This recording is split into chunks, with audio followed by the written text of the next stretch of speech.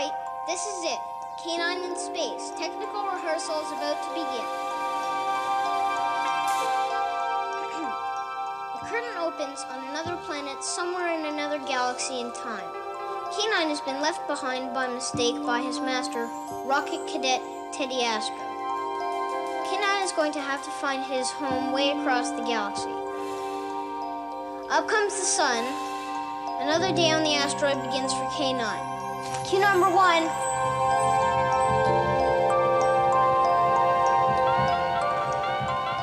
Fantastic, Larry. Thanks, Annie. Cue number 2, rocket engines in the distance.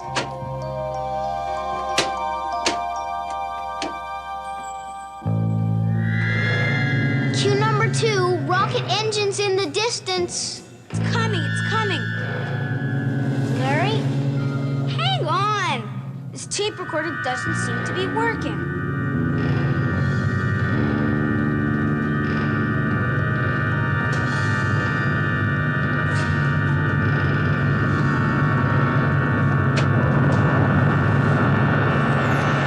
Neat. Cue number 3, rocket landing. Let him rip, Larry.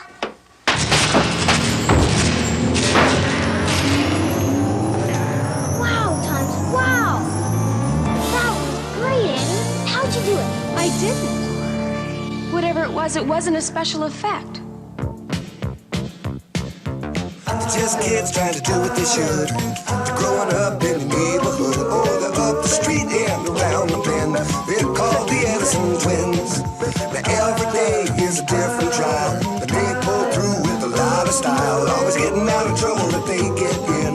Life with the Edison Twins.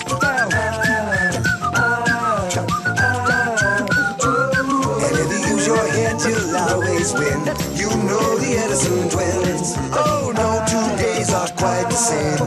Life is just a learning game. And if you use your head, you'll always win. Just like the Edison Twins. It looks like a short circuit, but the wires have been messed with. You mean like sabotage? What's that? It's when somebody's trying to stop what you're doing. Could have been an accident. Who want to stop the play? Sabotage? Sabotage. I think it's definitely sabotage. Mr. Casey. Oh, hi, Mr. Casey. How are you? I heard a noise. Just thought I'd check it out. How are things going? Just great.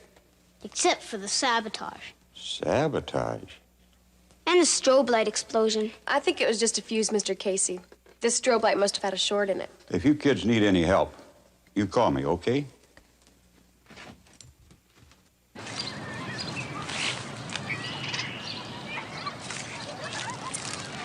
How come you wouldn't tell Mr. Casey about the sabotage? Because we don't know who's doing it. He could help us find out. Yeah, except he used to do the lighting for all the shows. Now the kids do them. That's crazy, Annie. So is cutting wires. Mr. Casey wouldn't do that. He gets the tennis balls down from the roof of the school every Friday and never tells how they got there. If it isn't Mr. Casey, who cut the wires? Paul! I don't think I'm ready for this, Shepherd. I brought you the costumes from the dueling scenes we did last year, Paul. But there isn't a dueling scene, Miss Shepherd. And besides, this isn't an old play, it's a new one. You're still set on doing a science fiction story, are you? It's called Canine in Space, a space voyage. That's very original, Lawrence. Are you sure you wouldn't rather do something else, like Romeo and Juliet? Or Anne of Green Gables? Yeah, we're sure. I see. Well, I'll leave these costumes on the stage in case you change your mind.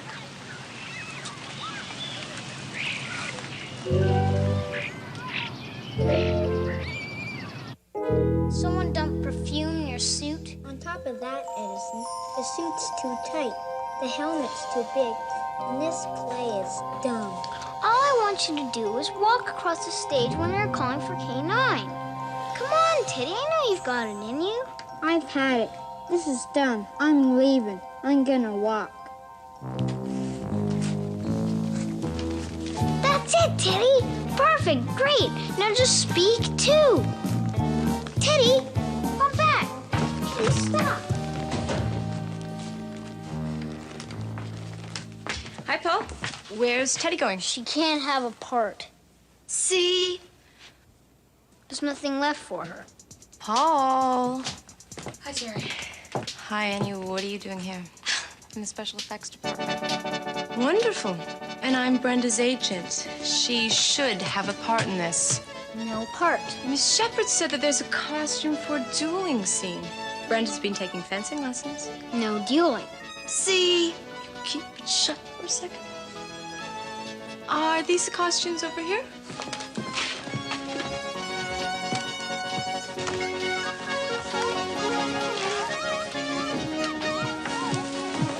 I found this in the basement. I thought you might be able to use it.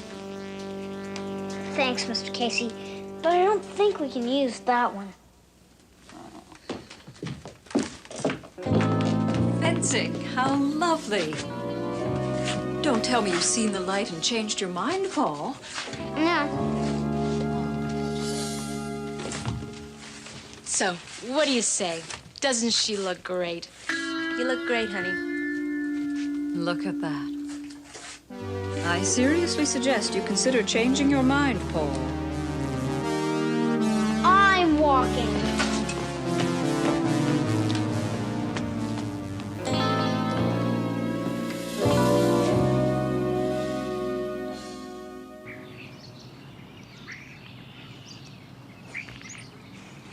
Tom? Tom, where are ya? Hi.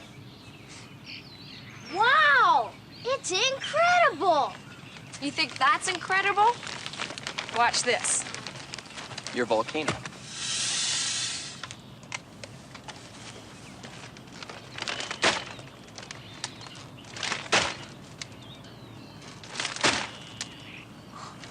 Not bad, huh? Cut a circle on one side and run elastic bands from the edge to the center, which is connected to garbage bag taped on the opposite side. Not bad, it's great. Except we don't have a play to use them in. Oh, yeah? First the strobe explodes. Then the shepherd said we should do Anne of Green Gables. And then someone puts perfume in Teddy's spacesuit. Sounds like someone wants to stop your play. Sabotage. Okay, well, let's figure it out. Who has a good motive for wanting the play stopped? No one I can really think of, except for Mr. Casey. Man, I still think he's a good guy. Well, still, you have to examine everyone for motive and opportunity, so let's start with Mr. Casey. He used to do the lighting and all the special effects, and this is the first year he hasn't been asked to do anything. Yeah, and he's around all the time. Okay, we've got it. Wait a second. You don't have any proof that Casey did it. Who else could it have been? Let's run through the rest of the suspects. What about Miss Shepherd? She's a teacher. But she doesn't like your choice of story material. Terry and Brenda? Brenda just wants to be in the play, not stop the play. Terry's capable of anything if you make her mad. Larry? Larry's my best friend. Well, maybe he's not telling you something. That's ridiculous. Mr. Casey? I still think he's a good guy. That's not what you said a minute ago. Yeah, but you made it sound like he did it. Well, who am I leaving out? Teddy? Teddy's the star. He may complain a lot, but he wouldn't ruin his own show. Well, somebody's doing it. I guess you'll just have to keep your eyes open. Whoever it is will slip up sooner or later.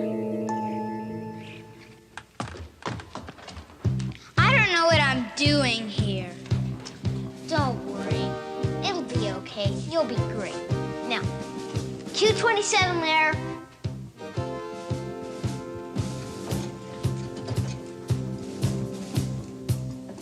Hang on, Teddy. Larry, this is the sunset cue, not the battle. Now, walk across the stage to your first mark, and the line is, K9, I've come back, K9, and Right, I got it.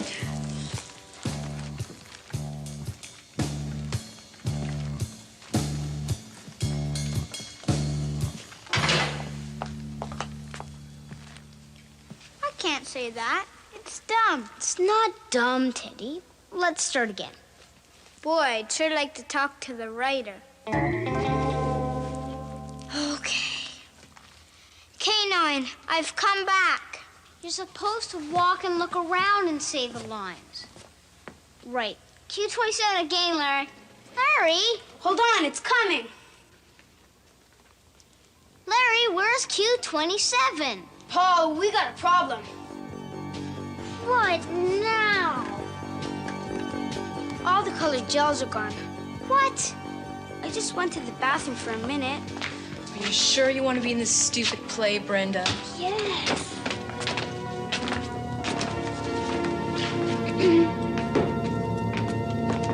I wish you kids would put your garbage where it belongs. And these gels, they're expensive, you know. Well, I gotta go. Teddy, you're the star. We can't go on without you. You're sure you want to be in this? Yes. Mr. Casey, do you think we can get some more gels? All right. But will you try and look after them this time?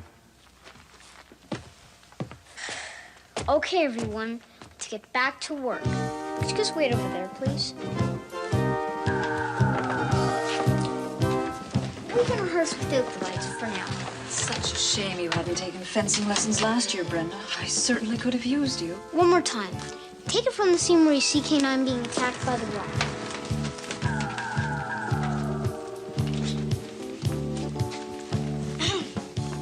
What's that? It looks like... Canine, my dog. No. You're supposed to say the lines all the time you're walking. Teddy, what's going on? Teddy, come back out here. Paul, would you like me to go after him? No, thanks. Do you think the subject matter of the play might be the trouble? Something a little more classical might avoid these problems. I think a play that used dueling would be a definite improvement. Teddy! Paul, I told you I can't walk and talk at the same time. Paul! I don't believe this. Paul, come here. What next? We're ruined. Why'd you do it, Larry? What did you say? I said, why'd you do it? I thought you were my friend. I didn't. Come on, Larry, I know you wanted to direct the play. Paul, I don't think you should be saying stuff like that. Oh, yes. Applying the deductive method, I realized that only you could have done it. You had the motive and the opportunity. Paul, he didn't do it. Of course he did. Larry was with me making moon rocks when the volcano boxes were crushed.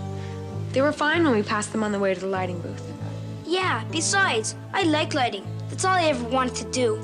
Sorry, Larry. Okay, let's get back to work, everyone.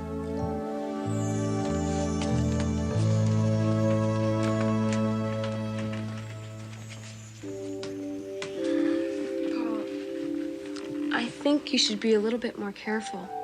You can't just accuse people of doing stuff like that without any evidence.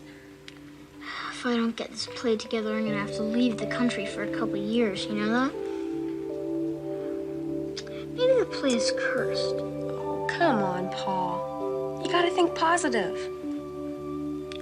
We should have done Anne of Green Gables. Nothing's going right. Well, it's always dark before the dawn. What's that mean? It means things will get better. Maybe all those backstage problems were just coincidences. You think so? It's possible. I think Laura will ever forgive me. I know he will. You were just upset. You know what they say, the show must go on? I like that. The show must go on. The show must go on. Right.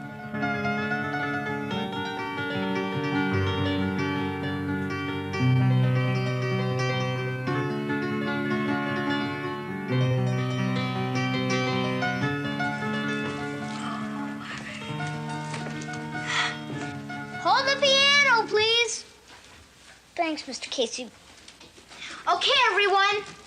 The show must go on. So, we're going to rehearse the last act now. Okay, Teddy, I know you can do it, so let's get a real effort, okay? Go to your first mark. Terry, Brenda, could you help out by being part of the audience? We need a practice audience. Thanks. Miss Shepherd, Mr. Casey, you can help out by being part of the audience. Thanks. In the third act, Cadet Astro overcomes the Greeps and builds a dimensional vortex to return to the asteroid where he has accidentally left his faithful dog, Canine. Okay, Teddy, you've got to appear in the dimensional vortex. Then the sound effects layer, Q47. Hey! Ow! Teddy, are you okay? I don't think so. Somebody painted the mirror. It's ruined. Sabotage. I quit. You can't quit, Teddy. Why not? If he quits, can I be the astronaut? No. See? Paul, can I talk to you for a minute, please?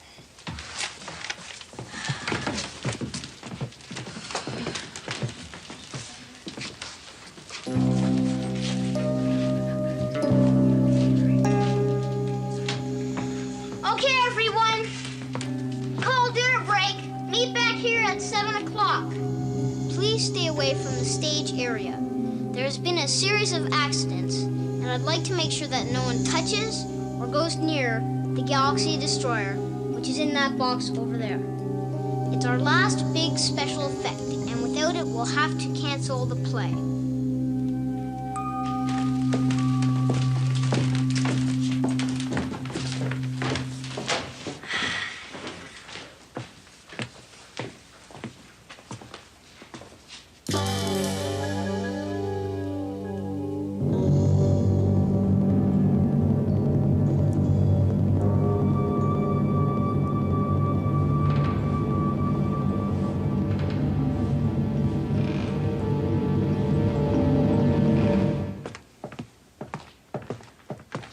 Brenda, you sit here. Teddy, how about there? Terry, how about there? So what's all this about? It's sort of a play that Paul and I have been working on. It's a mystery. You sit there. Mr. Casey, would you sit there, please? I thought this was a science fiction story. It was. But for some unknown reason, somebody has been desperately trying to make sure that this play does not go on. All the special effects have been tampered with. Could have been a series of coincidences, but we suspect that it was one of you.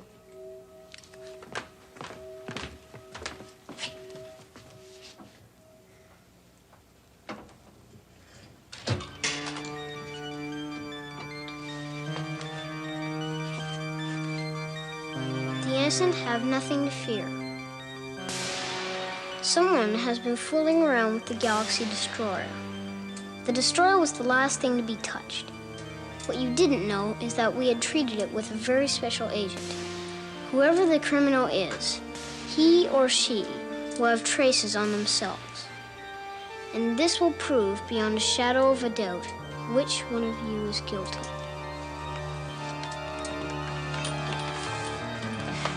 Really?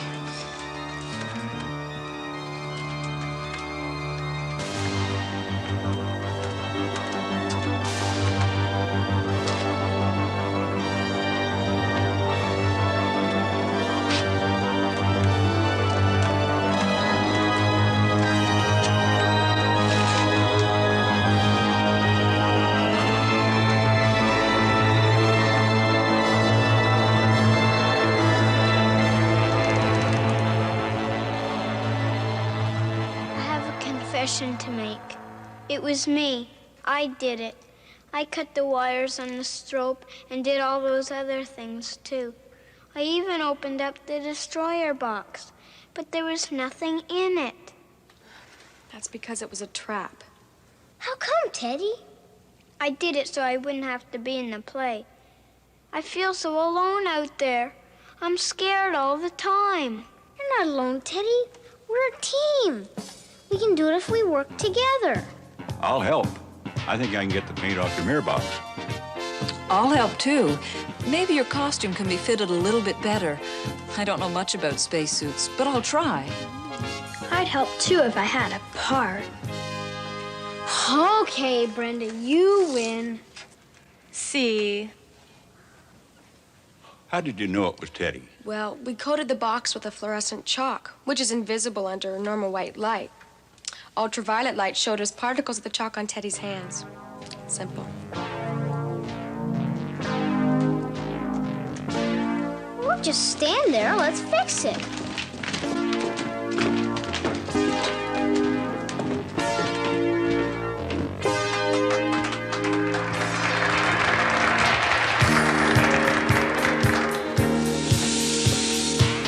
What's that? It looks like Canine, my dog.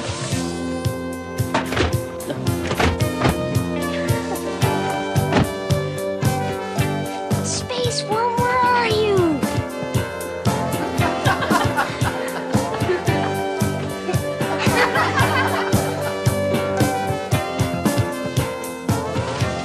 Oh no, a space worm covered with poisonous slime.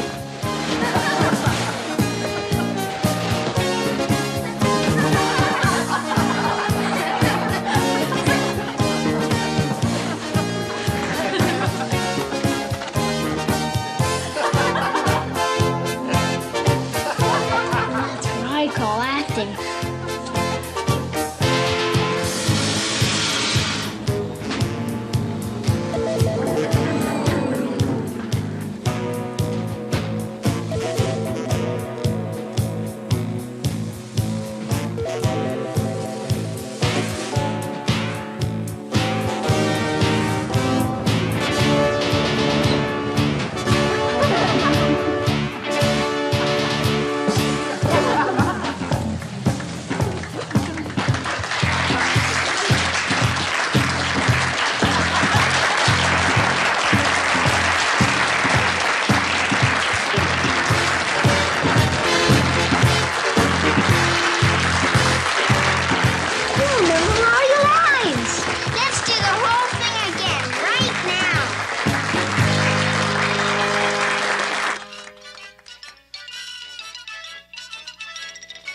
The dimensional time warp machine is just a symmetrical wooden frame with a full-sized mirror in it.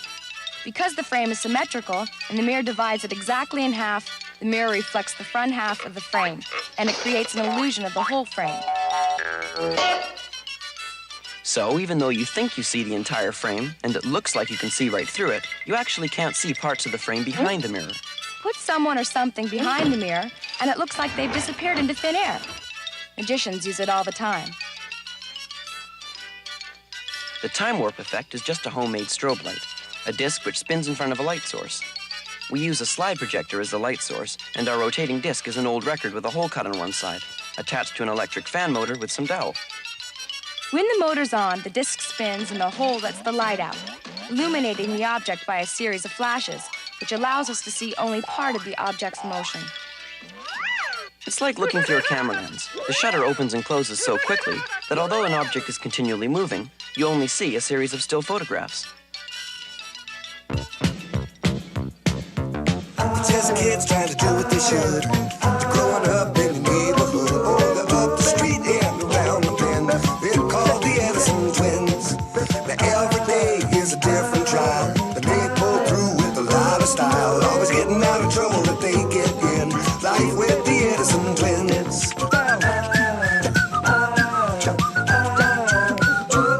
And if you use your head, you'll always win. You know the Edison Twins. Oh no, 2 days are quite the same. Life is just a